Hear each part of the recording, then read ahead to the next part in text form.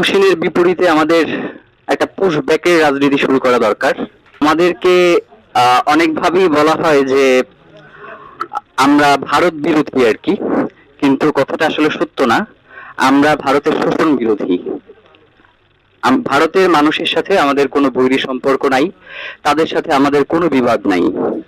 ভারতের রাষ্ট্রযন্ত্র বাংলাদেশকে দীর্ঘকাল ধরে যে শোষণ করে আসছে, আমরা মূলত আমাদের অবস্থান সেইটার বিরুদ্ধে। দেখেন, গত কয়েকদিন ধরে, কয়েকদিন না, বছরের উপর ধরে বাংলাদেশে পুশ ইন করার একটা রাজনীতি শুরু হয়েছে এবং ধারণা করা হচ্ছে যে এইটা খুব তাড়াতাড়ি শেষ হচ্ছে না। তো সেক্ষেত্রে আসলে বাংলাদেশ কি অবস্থান গ্রহণ করতে পারে? আমার কাছে মনে হয় যে পুশিনের বিপরীতে আমাদের একটা পুশ ব্যাকের রাজনীতি শুরু করা দরকার। ওরা যদি সীমান্ত থেকে 100 লোককে বাংলাদেশের অভ্যন্তরে পুশ ইন করতে চায়, তাহলে আমাদের অন্তত 200 লোককে পুশ ব্যাক করাতে পারতে হবে।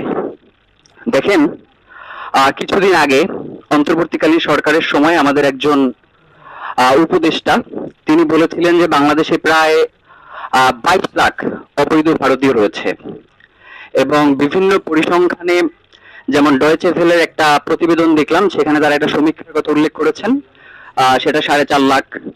আবার হচ্ছে আপনার আরেকটা প্রতিবেদন, যেটা একে আজাদ হামিম গ্রুপের, উনি বলছেন যে প্রায় 1.5 লাখ। তো এইটার আসলে বাস্তব সংখ্যাটা এখন পর্যন্ত আমরা জানি না। তো এই মুহূর্তে আসলে বাংলাদেশে অবৈধ ভারতীয় সংখ্যা কত রয়েছে সেটা আমাদের জন্য জানা অত্যন্ত জরুরি এবং এই ব্যাপারে আমাদের পদক্ষেপ গ্রহণ করাটাও জরুরি। শুধুমাত্র সীমান্তে বিজিবির উপরে পুরো ব্যাপারটা ছেড়ে দিলে আসলে এই জায়গাটাতে আমাদের জন্য কষ্টকর হয়ে যাবে। তো সেই ক্ষেত্রে আমাদের দুইটা জিনিস, আমার যেটা মনে হয় যে এই দুইটা জিনিস এই ক্ষেত্রে আসলে চাইলে কোনো একটা ভূমিকা পালন করতে পারবে। প্রথমত যেটা, সেটা হচ্ছে সীমান্তে, যেমন গতকালকে আমি একটা রিপোর্ট পড়লাম, সেখানে লেখা রয়েছে যে সীমান্তে দারিদ্র মানুষের একটা বসবাস রয়েছে। তো ভারতের বিএসএফ এর পক্ষ থেকে তাদেরকে আর্থিক প্রলোভনের মাধ্যমে বিভিন্ন পর্যায় থেকে এই পুশিং করতে বাংলাদেশের সীমান্তবর্তী নাগরিকদেরকে ব্যবহার করা হচ্ছে।